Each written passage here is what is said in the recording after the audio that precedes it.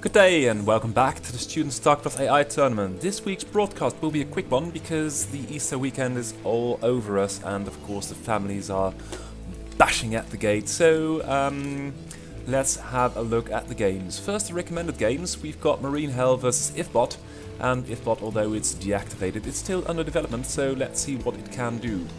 Starting out with a barracks supply, it looks like. That's very aggressive, but also with a gas and no marines produced immediately, so that might not be the most aggressive opening and not the most eco-heavy opening as well. After that, it's all about, ooh, it looks like we're going to tech quickly.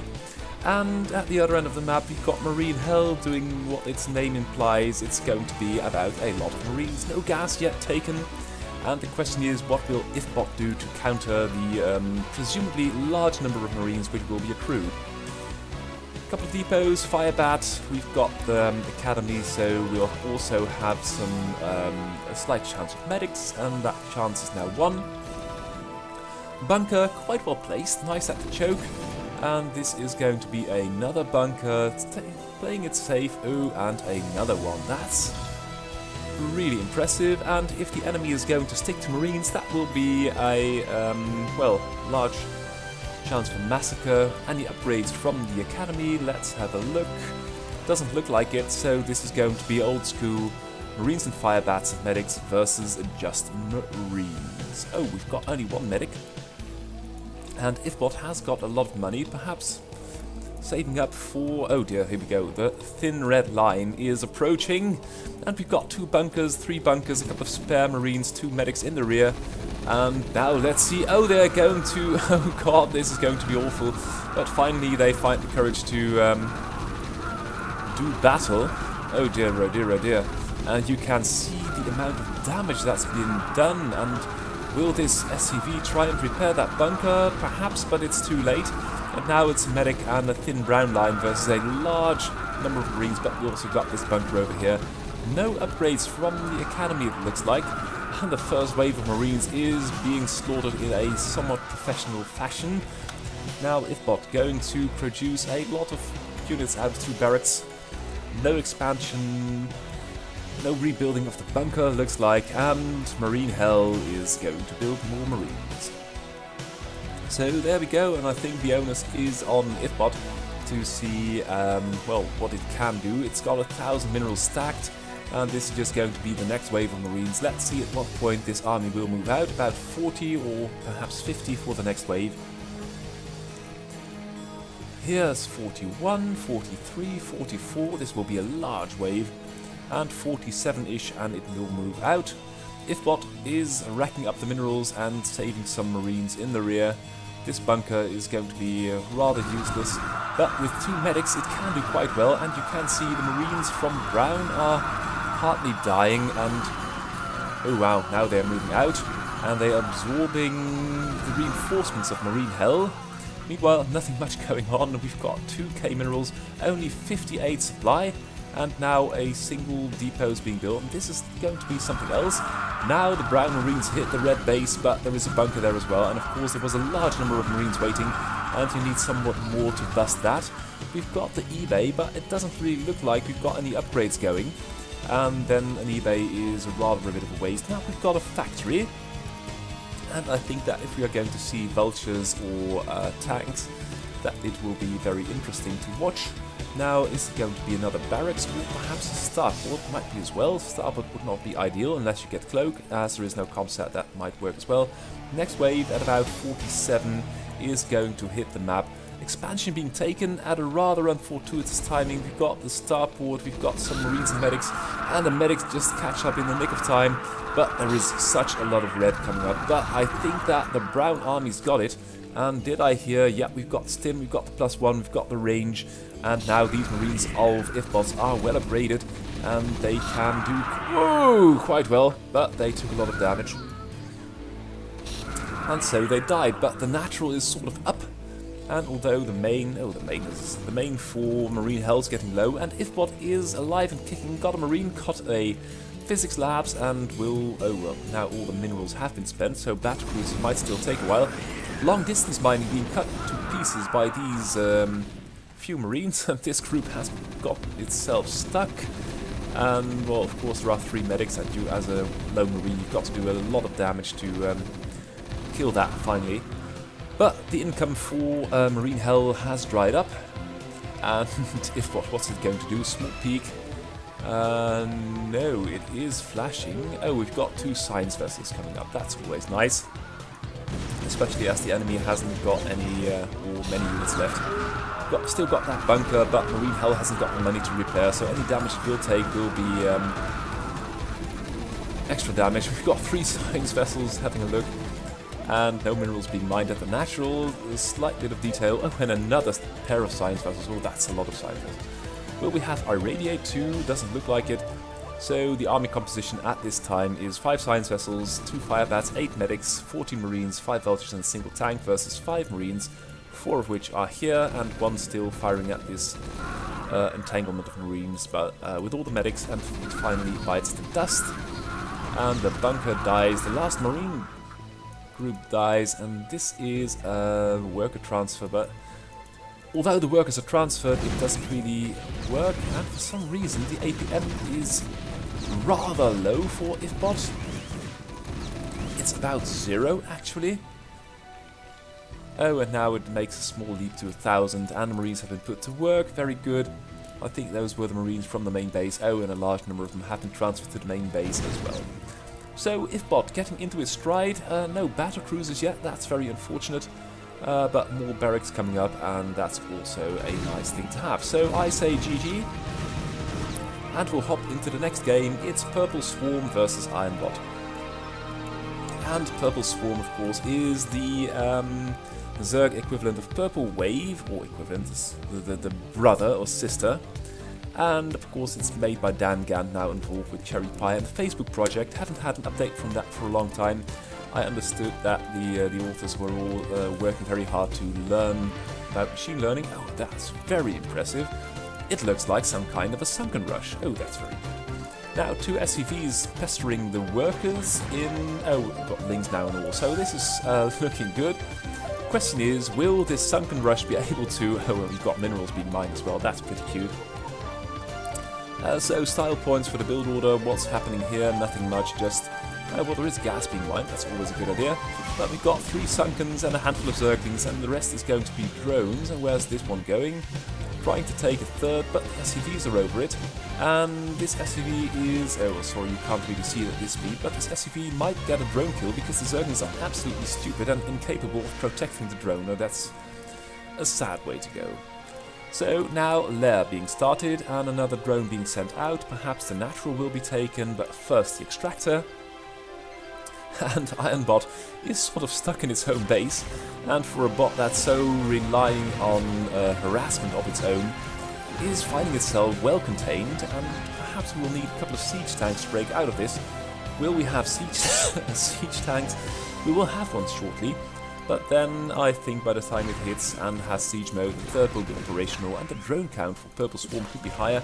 Fair number of drones at the main, but at the natural, or whatever is the proxy natural probably, it's rather low. A couple of vultures are taking damage, SCVs taking damage, and these zerglings had know better than to mingle with the vultures and marines in the high ground. But this staging area of irons, oh, the marines now pinning the vultures to the wall, and there is the first tank. Will siege mode, oh, will be done momentarily. So Ironbot in a good position still to break out. Question is, will Zerg by that time have enough? Perhaps the Spire will be done, and there will be a large number of mutas, but a little bit of gas could be stored before that. Now the tank is over here, should be very careful not to get itself killed by the Lings or the turrets, but I think that there is sight range by these units, and yeah, these Lings can't really get too much done. The tank has been repaired, and the proxy expansion is now under fire. Will be difficult though for Iron to break out, will take some more time, and meanwhile Zerg can do quite well. We've got the Spire up. And will these eggs be mutas? They have been there for a long time. Yep, there's the first one. And now the mutas are all over it. Oh dear, I totally missed the onset of that. But the principle's clear. We've got 3 mutas killing tanks, and although the contain might be broken, will it be broken, or will the tanks die first? Because this Sunken can do quite well versus the what are they called, the vultures and the SCVs. Should kill this one though before it gets off the final blast to kill the sunken. The drones being targeted first, and now there are so many mutants. I think the tank will die, and the sunken still holds with one sliver of life left. Might have to rebuild Purple Swarm, but for the time being these vultures are quite locked in, and we've got one turret and a number of mutants. So for the time being, I think that Zerg's got things well under control. Really also rebuild here and put some units to work over here. The minerals are out of control, and it's just waiting for gas to build more mutants. So it looks like some kind of a hard-coded sniping build, but could do a little bit better in the follow-up. Meanwhile, this tank needs to be killed, because as long as this sunken is up, the vultures will not target it on their own, and the contain will be there. The turret though is engaged, and although the SCVs are repairing it and the mutants are messing it up, I think it will, yes, and there it falls, and now it's Marines versus mutants, and we all know how that will pan out. Oh, but there is another tank, and although there is a sunken restarted, I think the mutants will have to come off and deal with that, because if these vultures roam the map, it may be problematic for Zerg to get any kind of eco going, because aside from this, there is no defense or static whatever in the world. Oh, and this vulture! Oh, the vulture died. That's very unfortunate. And now there is another tank, but there are so many mutants and so many minerals too for Purple Swarm. Might harvest gas at the... Oh, there is no gas here, but might try to harvest gas over here, or build more drones, take another base. Doesn't do so. I think this is going to be a sniping build. And by the looks of it, Iron has been sniped, because although this turret is being repaired, SCVs are taking damage as well, and especially as the turret is down, there is no significant army production on the part of Irons, and although the turret's up again, the Overlords are taking some damage. By now, the Muta Cloud is sufficient to kill the turret and to kill more workers. So the worker count for Iron is falling precipitously. It's now only 2. And the SCVs which are there die, and that's the GG. Iron taps out. Nice sniping build by Purple Swarm. Next and last recommended game, and this time I didn't want to save it for last, because I've always had this tendency to finish up with a really good game of, well, presumably the top 2 bots still. Should show you that, really, because this is the current ELO, and it's Crazio with 2,439, then Ironbot following at about 100 points less, and then 50 behind that, Cherry Pie making a good comeback, TSMU Terran, Microwave, and then Locutus. It's a new bot which we'll be talking more about, and I'm saving that for the end. B-Reaver going strong, Killerbot going strong, Literbot going strong, that's impressive, the 4-pool Zerg, TSMU Random Priscoach, Random Hammer, Banana Brain, not pulling through as strongly as thought, then the old guard, Andrew Smith, newer guard, Eric Hammer, and Egbert, trotting along quite impressively, upgrades all over the place, and it's coming into its stride. So that's about that, but first we've got this beautiful game of Crazio vs TSMU. Full disclosure, game sent to me by Crazio, so... but he has been known to send games he loses, so that's not all it's about. So, build order wise, TSMU going for a barracks into depots, no marines at all, or just one, and then a double factory, Crazio doing a gas in the factory first, so where is that trade-off coming in? Crazio playing a little bit safer with a bunker, and let's see, oh, there is only 1 marine in it, and now a vulture, so Crazio sitting back for the moment. TSMU with 3 factories, lots of depots, and 1 marine at the ramp, sending the first vulture out to kill an SCV, so first blood has been drawn. Crazio with the quicker expansion, TSMU no doubt going to follow suit rather quickly, and Crazio with the tank and the Wraith, so pretty safe from vultures for the time being. TSMU ought to find a way to exploit that, but TSMU's tank movement is a little bit better. And TSMU is going to do a lot of 1 base, that's really impressive. Crazio going for the cloak and another starport, but the Wraith number is only 3. And TSMU of course will have scouted it and built some Goliaths, so TSMU sitting back with the natural, and Crazio with the aggressive unit composition, namely Wraiths, but not really using it, and of course vultures are faster than Wraiths, so they could outrun them. and you need to have some kind of drift net script to have them fly around and chase them into the static defense of the siege tanks. TSMU sitting happily back, not taking any damage on the vultures, meanwhile having nearly constructed its natural. Turrets all over the place, well, at least in the natural, nothing in the main, and meanwhile expanding the production capacity. And now the wraiths, where are the wraiths? They've got cloak, we've got 4 or 5, we've got 5 wraiths, good morning. Are more produced as well? No, for the moment, no, but third base, and Crazio's using the wraiths to protect it, that's good I think, but if you are going for an aggressive unit composition like wraiths, and a fair number of them, and cloak, you'd rather like to have a little bit more results to show for it. And of course the main is entirely free, there is a comstat, but there is no static defense, and TSMU is now finding its way to the third. There is nothing at the third, just a couple of wraiths, but the wraiths can't really keep up with the vultures, and now there is a tank, and TSMU just keeping its vultures in an obnoxious position. Oh, and I thought, well, perhaps that's the offensive of the wraiths we've all been waiting for, but it's just eBay, and it's countering here a Goliath Valkyrie composition, and that's not really going to work up to a point, and that point was here. Now the Valkyrie floating out, and Crazio going to defend the third with a couple of turrets, a tank, and a vulture. Might play some strategic mines just for vision as well, but for the time being the natural of Crazio is very well defended with turrets, and that has been different. So Crazio, of course, going to try and keep that #1 position, but of course there are many challenges, and if you are going to keep up with them, you're going to grow strong. And Crazio has been on top for such a long time. Ironbot had the #1 spot for a little while, but has fallen back. TSMU, Terran can do quite well versus Crazio, and of course Crazio has some issues with random, it just does a stupid build, and this is really not what you'd like to see as Crazio. You've only got 1 tank, a couple of cloaked wraiths, but a lot of SCVs have been lost already, and these wraiths should just plow into these vultures, and you can see all the workers at the third have been killed. TSMU's third is operational, worker transfer in progress. And oh, this tank, it looks like has been caught, or it might be a sort of a home guard tank. And now the wraiths are cleaning up the vultures. We've got 6 wraiths, that's a nice number to have. And Crazio's army is sort of keeping up with TSMU. TSMU on a low worker count, but it's got 3 bases, 4th base nearly completed as well. And I think that TSMU is a little bit more on top of the macro and the contain. Got this tank in position, and Crazio can't transfer its workers back. Might do something with a dropship, but the code of course for that is, oh, there is a dropship. I think it's going to drop a couple of units in the main base, and now the wraiths are there. That's good, but there was also a Valkyrie coming around the bend, and only 3 wraiths. Where are the other ones? We've got one here, we've got only one there.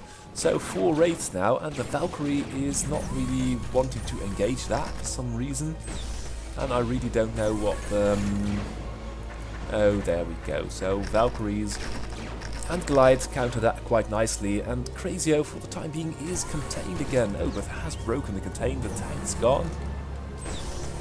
But Crazio's army is all over the place. There is a small contingent over here, but it would rather have control of this area over here as well, so it could transfer its workers to the 4th and of course the 3rd, which is still being rebuilt and repopulated. Worker count, Crazio doing quite well. TSMU is catching up. Army supply, TSMU is a little bit heavier, but of course there are more light units like Vultures and Goliaths. Crazio now setting up shop in the middle of the map with the tanks. And of course there is nothing more dangerous than Crazio with the tank weapon, of course. And oh, TSMU raiding the 4th, and the 3rd is somewhat unprotected as well, so that might be very dangerous as well. TSMU just a little bit more on the ball with the harass and the map vision. Crazio with the strong tank line, with the matrix, but also repair this first couple of tanks better. And if you could do matrix plus repair, you'd have a very good composition, and perhaps do something with the raids to counter these tanks of TSMU.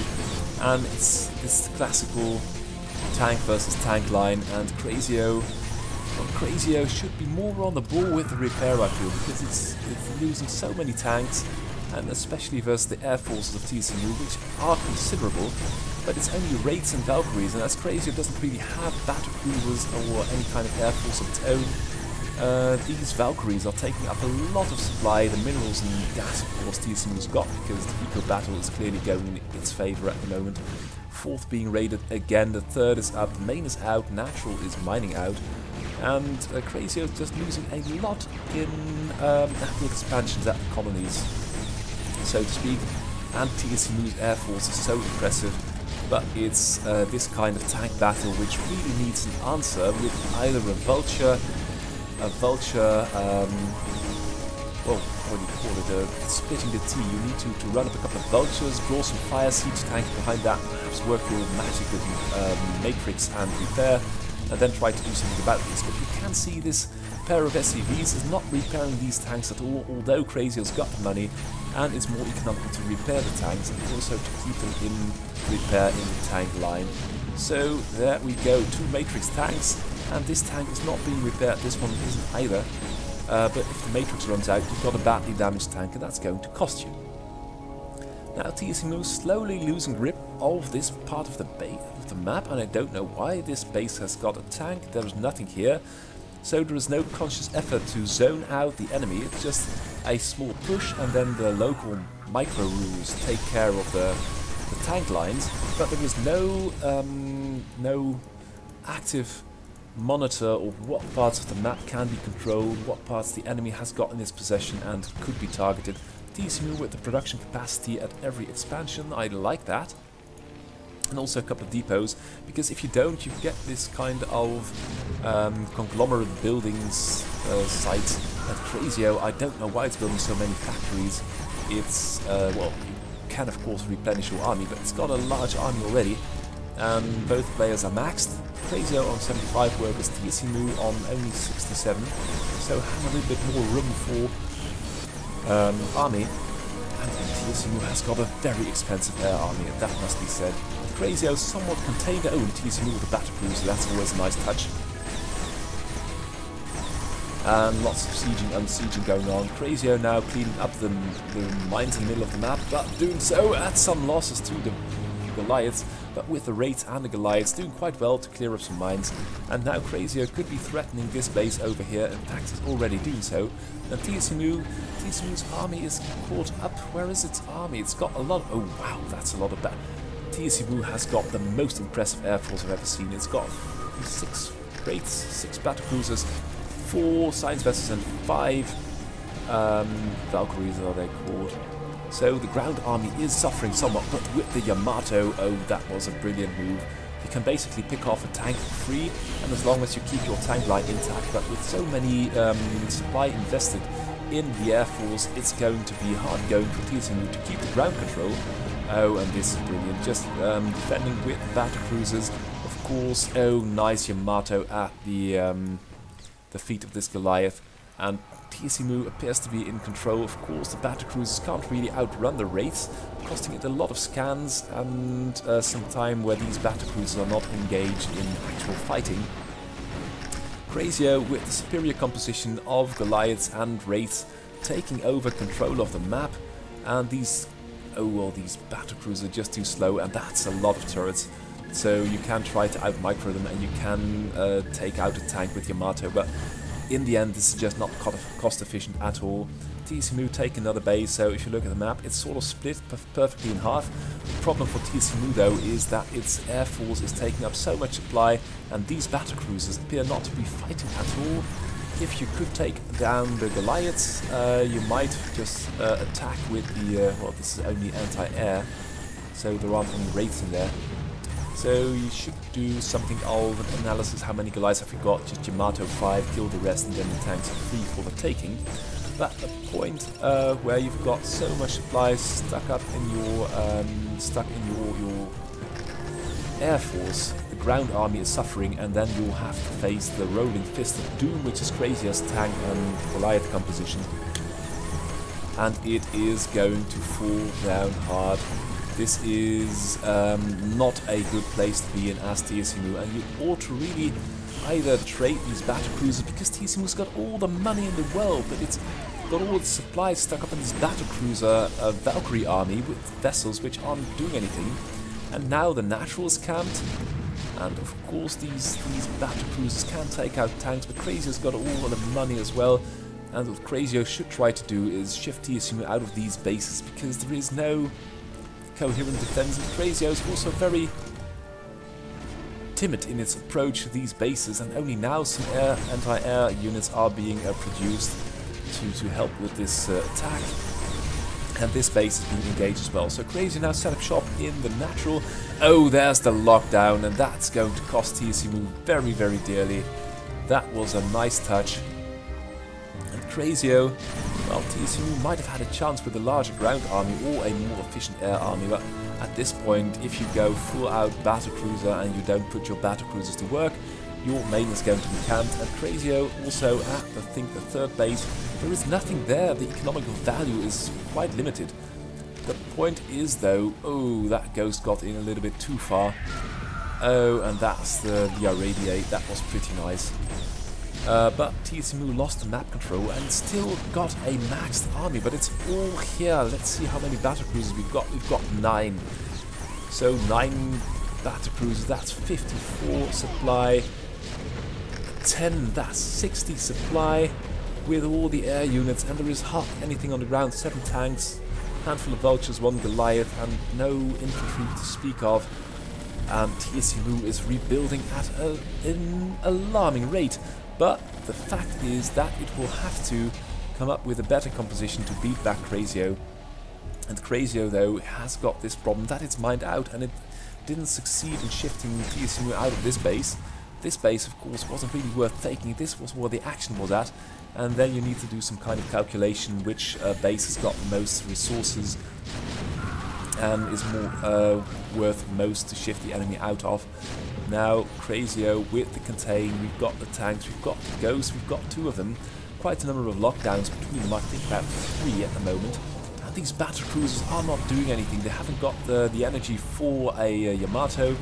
And now it's going to be about repair. Oh, that was a Yamato going down. Crazio now in this base finally, and this last bit of resources. Oh, but it's TSU's defending gallantly. That's very well done, because TSU still got a bit of income and it's got the larger bank. Crazio is out of everything. Is pushing back TSU at the main base though, but with these battlecruisers which are fighting with energy, which of course will accumulate again over time. You saw that was a science vessel going down, a tank going down, and Crazio's army isn't what it used to be, and TSU is going to get ahead. Crazio's got more work still, and TSU is sitting back, just playing defense with the tanks, rebuilding a couple of tanks, still got a lot of gas, got almost 8k minerals in the bank. This base is finally mining out. And the vultures are in here as well, but there is a marine in this bunker, so these vultures had better not try and do this. But of course TSU can now rebuild with more efficient units than vultures, and there it goes. So Crazio has this, wow, that's a lot of SCVs it's bringing to the fight. No more minerals, so no more repairs. And of course these 2 units are doing some damage, but these battlecruisers, and I really don't know why they're not just attacking. TSU will rebuild a tank, and with a couple of tanks and the high ground, and of course the battlecruisers.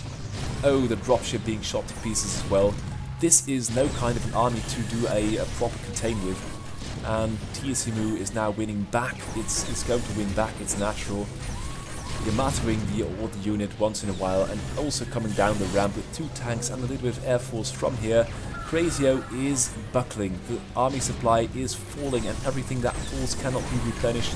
There are some, oh, that's very well done, a couple of lockdowns go down, lots of Goliaths still, but the damage TSU is putting out, there are just too many battlecruisers at this point, and all the Goliaths are falling. How many have we got? We've got 3, we've got 2.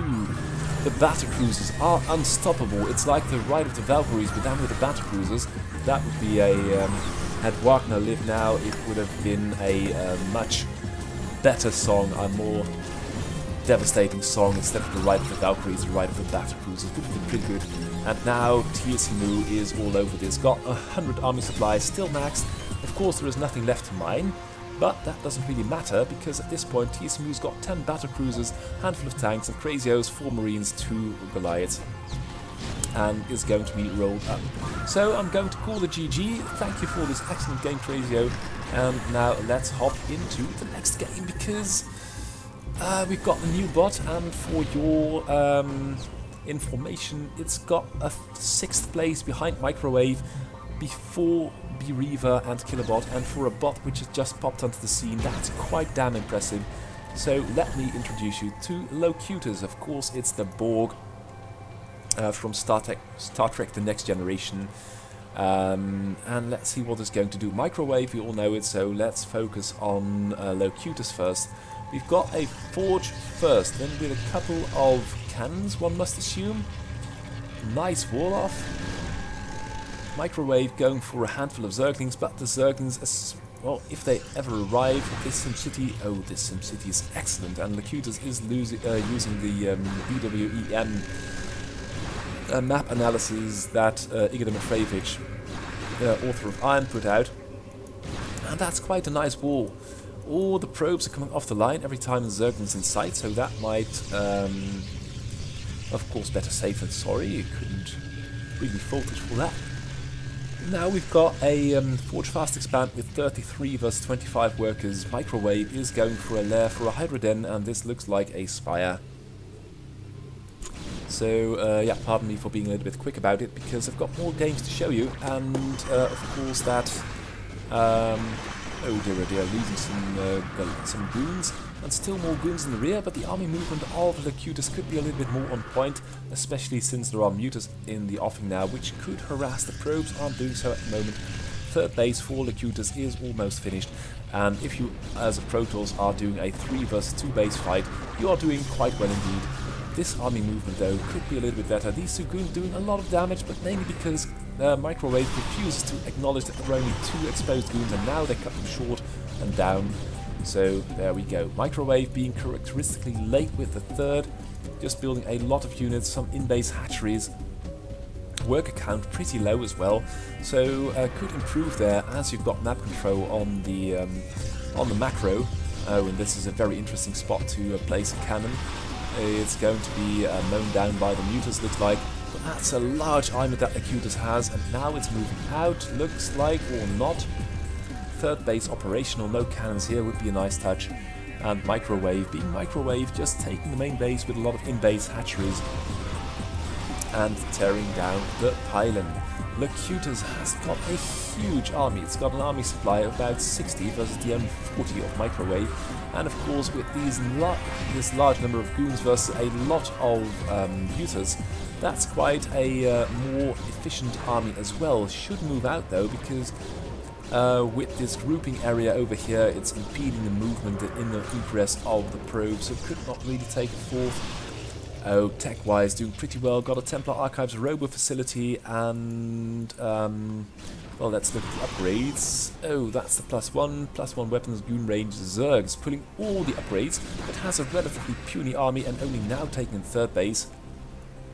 But the goon army is finally on the march, and the Zerg will have to think hard how to stop that, because at the moment it's only a handful of mutas, or a large handful, 2 handfuls of mutas and a handful of Zerglings.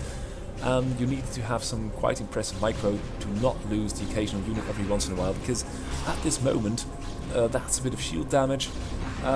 It's wading in and out. Oh, that's a couple of units killed, but more Zerglings and mutas taking damage as well from the goons. So this is not really the army composition Microwave needs at this point to fight this Protoss army efficiently. 3rd base is up, however, and the production capacity of Microwave will thus increase, building more hatcheries, but still the army supplies are 80 versus 50. Oh, and now with the Zerglings and the mutas, that's a large number of mutas. Look at the damage being put out by Microwave. And Locutus is still waiting for these higher tech units which are going to do the area damage. We've got a Dark Templar, a couple of Dark Templars, but now all the units are moving back to base, and I don't think that's the right decision, because the mutas with the... oh, there must be 20 or 30 mutas. What, 22, all in the mineral line. Buildings taking damage, probes being lost, and no 4th base inside for Locutus. 4th base being taken by Microwave. Perhaps I was a little bit enthusiastic in setting up a game between Locutus and its the next bot up, Microwave. but Microwave playing this beautifully. Just having the light contain, and now these well upgraded units come in handy. We've got the air armor, we haven't got the air weapons. That's I'd say is a little bit of a miss. If you've got so many mutas, that is a lot of damage added, and now the mutas are all over this. The natural is overrun, the lings are everywhere, and the overlords are coming in as well. The lings are having to face stiff opposition from the Dark Templar and the Zealots. Zealots, of course, with wow, look at the production tab. Zealots, of course, have got the +1, lings have got the +2, so that should be in favour of the lings. But these mutas are unstoppable. The main is overrun, the natural's overrun, the third's still up and running. But that doesn't really do you a lot of good, as the enemy's got 4 unhindered bases mining. And now, oh, that should have been happening a lot earlier, just putting pressure on the enemy. Oh well, that's very cute.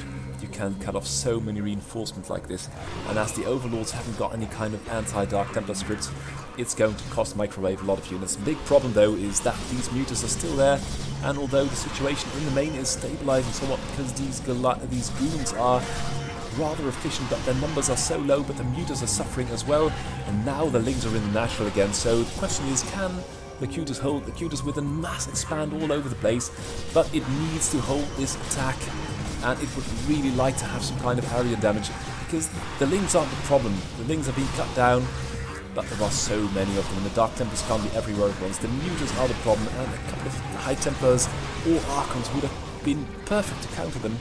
The economy was there, but it was too many goons and zealots and not enough higher tech units. And now Microwave is taking its fair share of bases as well. The army is now 70-1, and although Locutus has got a lot of building, well, let's see if it's going to be able to stage a comeback. It's got a fair bit of probes still, it's got 18, that's okay, but it hasn't been able to build anything else. It's got a lot of money, but it isn't. Oh, it's building an extractor, that's good, and rebuilding some units over here. But then the Zerg army is there, and Microwave is going to take the game. That's the GG. And let's hop into the next game. It's another bot which got upgraded. It was ForceBot from the Golf Project, Delft University. Still very good to watch. And I thought, well, let's queue a ZVZ or use a replay for a ZVZ. And what better way to test your ZVZ skills than versus a ZVZ master, Zer, 3 Zer, and 3 Zer. Sounds like a freezer, but good. There we go. Build order-wise, we are seeing a lot of hatches by ForceBot, and thereby a lot of lings. Lings supply is in favour of ForceBot, but with 1 sunken and 1 creep colony and a quick lair at the end of Zer, I think that Zer is in an okay position to hold this. And the next creep colony was a sunken fight as well.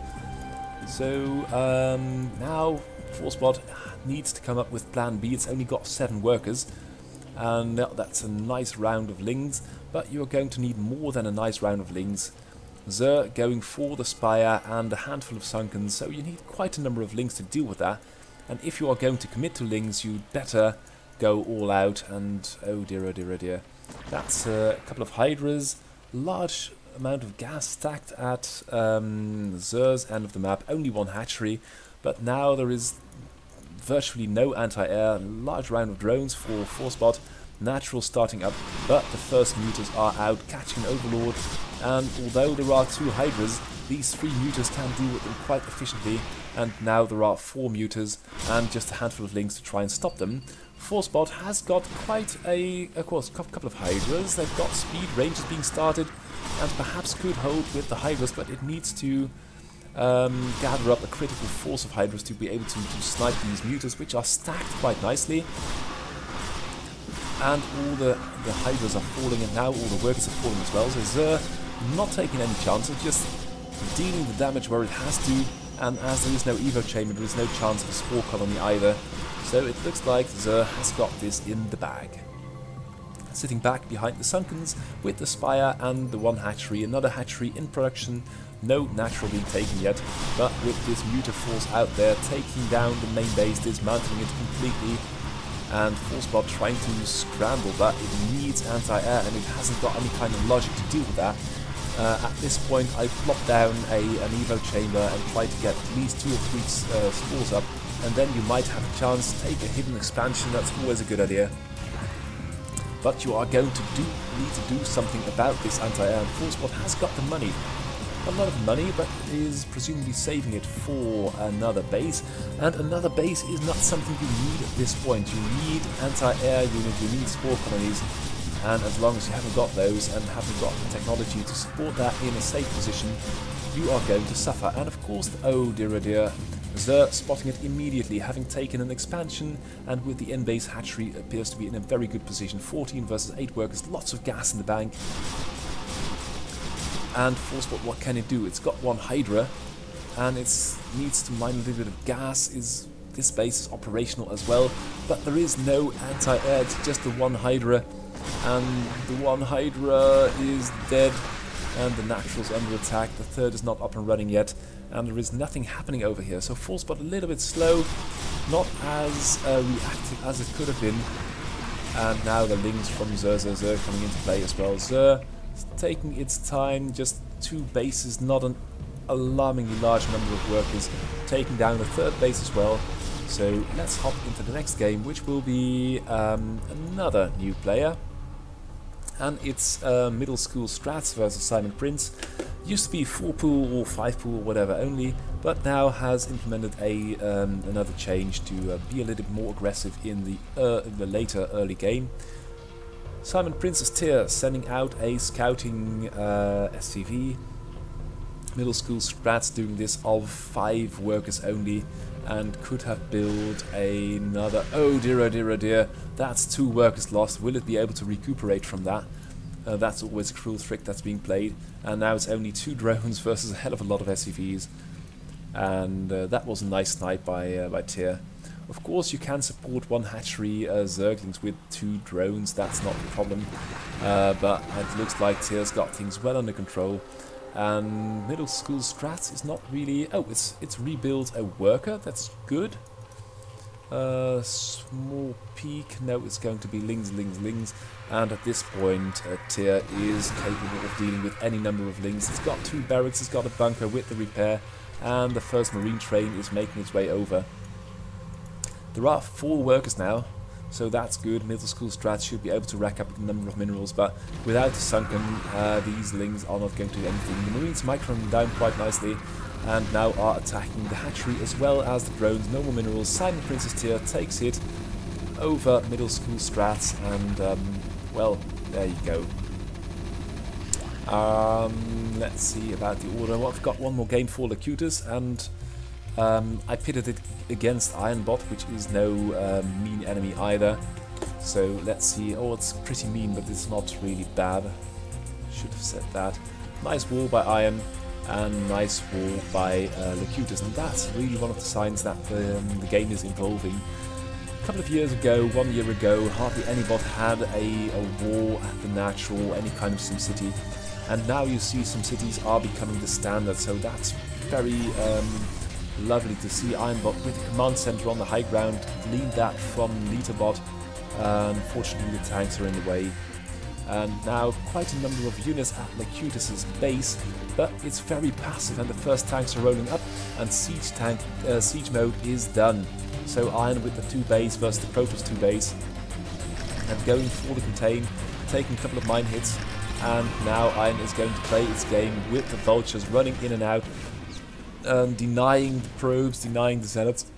But of course, Locutus has got an impressive number of goons, and they are pretty well versed versus mines as well.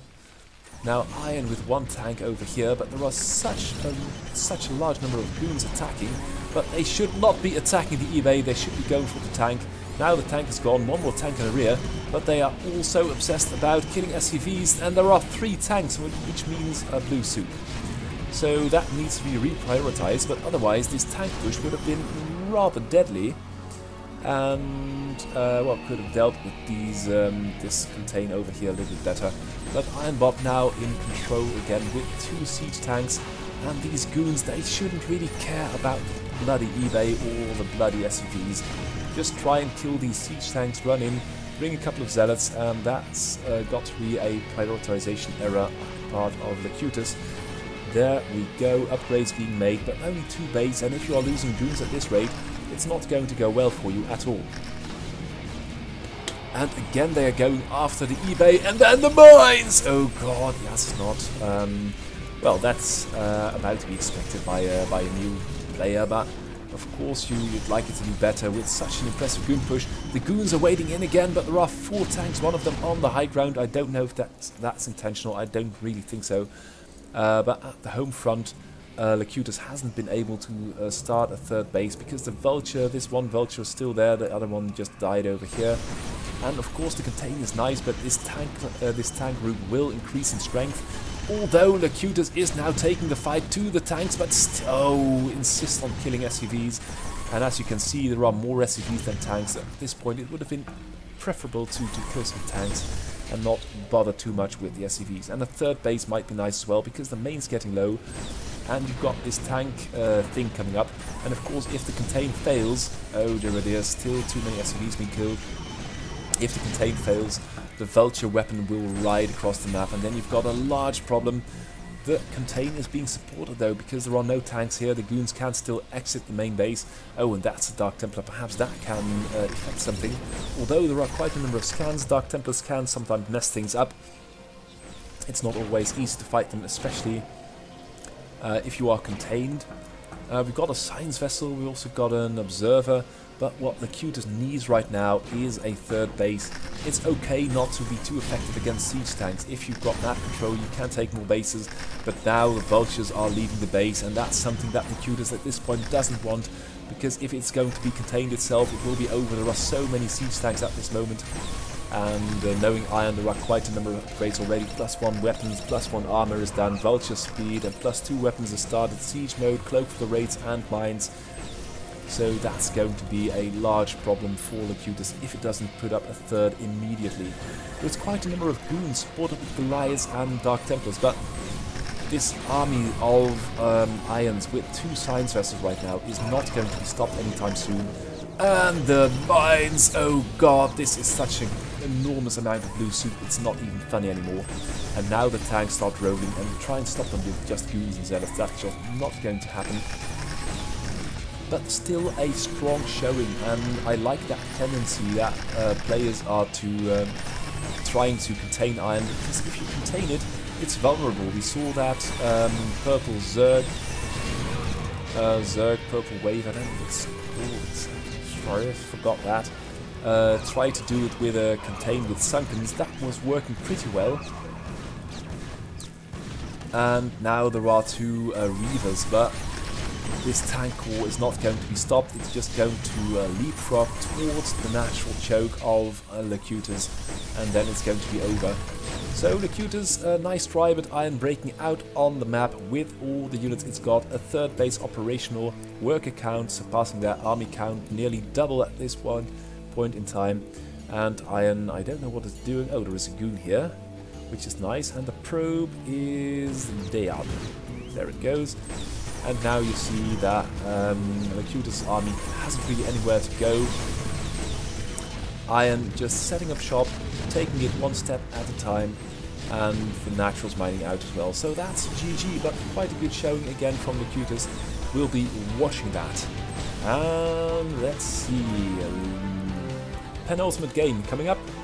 It is Alice. Alice, the new Zerg, which has been updated as well, so I thought, well, let's have a look. And Lucas Moravec, of course, is still grinding at it hard. It's not making the most impressive leaps, but it's still improving. And if you keep improving doggedly like that, the result in the end can only be one thing, and that is pretty good. So, gas trick by Alice, and then another hatchery. And only then a depot. There is a scouting probe coming up. Nice SimCity-ish, could be a little bit better, but a SimCity. So SimCity becoming the standard in modern play. I like to see that. Oh, and that's a big fat round of drones for Alice. Alice taking no chances at all. 14 workers, no combat units. Oh, well, a handful of Zerglings. Now going for the natural. I like that build order, because Lucas is sitting back behind its cannons, not doing too much of an aggressive build either, so I like that build by Alice. Just 2 hatcheries, large number of workers not in the lead at this moment, but doing pretty good, and could build another hatchery as well. We see Cherry Pie do that a lot. Just mine minerals, build more hatches, and produce a lot of units. Now we've got the first Zealots rolling up, and Alice, what's it got? It's got a number of Zerglings. It's got a Sunken that's over here, but the Zergling should be enough to stop this Zealot thing from doing too much damage. Lucas working with a couple of rallies, but still the Zerglings I think have it. And although a couple of Zerglings fall, they haven't got speed yet. +1 started, I like that very much, and +1 air weapons and shuttle speed as well. Perhaps we're going to see Reavers, and these Zerglings are pretty brave, running into the Zealots and into the cannons. And now it's the Zealots' turn to venture out on the map, trying to do some damage of their own. A couple of Sunkens being built at the choke like that, versus Zealots with this Hybrid Den as part of the SimCity. Well, that's pretty impressive. So SimCity is the new standard, and if you haven't got it, you are old-fashioned and are falling behind. So no, let's not say that too hard, too loudly, because that's not going to make much sense. There are a lot of bots which are pretty good without a SimCity, but SimCity is going to be part of the standard game. This Corsair, though, is going to kill 2 overlords at once, but here are the Hydras, and the Hydras are pretty good versus Corsairs. There is also a shuttle, and I don't know what that shuttle is carrying, but versus the Hydras and the Zerglings, I think the Zealots can't break through. The shuttle is refraining from interfering with its payload, if it's got any. Must assume it has, though. And Alice is not taking... Oh, there is a Reaver! And it's going for a handful of probes and then dies. Unfortunate, the Corsair's taking some damage as well. That's a nice shot for a Reaver, but not really. Whoa! Oh, that was pretty cruel. All these Zerglings might have been killed, but instead Reaver chose to target the 2 Hydras at the back, which will enable this Corsair, these 2 Corsairs, to kill a couple of Overlords. Oh well, the Corsairs are all over it. 2 more Hydras coming up, and is Alice supply block? No, not really. Has... Oh, 3rd base coming up for Lucas, and no 3rd base yet for Alice. But Alice coming into its own, looking pretty good. And of course, Lucas Moravec is taking control of the map with a couple of Corsairs, and we are seeing more and more Zergs using Corsairs. It's a nice weapon to have, and more Reaver drops as well. It can do a lot of damage, and then again, the Zerg and the Terran are arming themselves against it. Corsair and Shuttle is especially deadly versus a Zerg. So might see more spores as well. You've got this Evo chamber anyway, and that's a lot of damage. And is that the first air weapons upgrade? Yes, only the first still, but if you've got 3 Corsairs, they can take down Overlord so quickly. And now Alice is supply blocked, and the Reaver is going to take down the take down the drones. Fair number of drones being taken down. And you can see this balance of power shifting in Lucas's favour. And a couple of spores, 1 spore over here and 1 there to help stave off these Reavers. Now we've got 3 Reavers and a handful of Corsairs, so as it's under a lot of pressure. Has got some Hydras, got a 3rd started. 3rd of Lucas is operational. Alice fighting hard, but at this point I feel there are just too many. Oh, another Reaver bites the dust. The Hydras are really doing damage, taking down the Corsairs, taking down the Reavers, taking back control of the natural, and if they are positioned well, they might even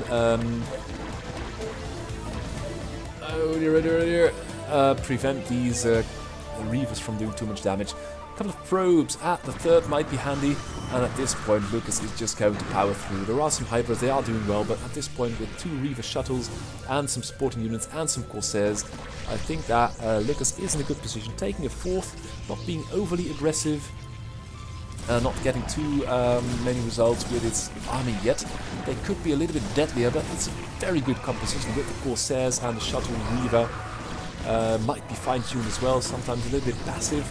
But the natural for Zerg is down, and Alice is not a bad Zerg, but look at the number of hatches it's got. It's out of this world. How can you ever expect to power a number of hatches like this, you might get away with it if you had all the map, but if then your natural choke got camped, your units couldn't get out, so it's much better to have that distributed and have a little bit more map presence. But Alice doing pretty well for itself. We'll be watching it as well. It looks very, very promising, and Lucas is looking good as well. Lucas, perhaps take these island expansions. Might be worth it to be the first player to do that. And for now, I'm going to call the GG and hop into the last game of today because time's running out. And there we go. We've got Egbert and Cherry Pie. And Cherry Pie, of course, is the number 3 at this point, with a small-ish margin between the number 4 TSMU. There we go. Hatch first. Egbert going for a supply, barracks, that's a very good build order. The drone attacking the command center, but as it's being repaired, it's not really working. And Egbert being pretty safe with the bunker. Now Cherry Pie, what's it going to do? Build a large number of workers, that's very good. A large number of workers, large number of hatcheries, and very safe with 3 sunken, that's quite a lot. But if you see this wave of marines with a couple of medics, you better be prepared for that, and if you haven't got lurkers, you might as well do it with sunken colonies. That's the 4th already. Nice convex of sunken colonies, more hatches coming up, Hydra Den, no 3rd base yet, and still this drone is at it, killing the command center. It's a small drain on the money, but it's, well, might do something about this with any kind of this army. But there we go. Egbert for the time being contained, and you can't really let Cherry Pie get away with that. It is so aggressive. It's got 40 workers, and the 3rd base isn't up and running yet, and it's got a large number of hatcheries. Now sending out some Zerglings to do the contain, and Egbert has got this large army building up, and I think it's going for a push. There it goes, but the medics are too far in the rear, but I think I heard a stim. We've got stim, we've got range, we've got +1. And Cherry Pie is going to have to fight hard to cancel this attack. Egbert with a beautiful build order. Oh, finally the drone's been killed. And you need a lot of Zerg units or some higher tech Zerg units to try and stop this.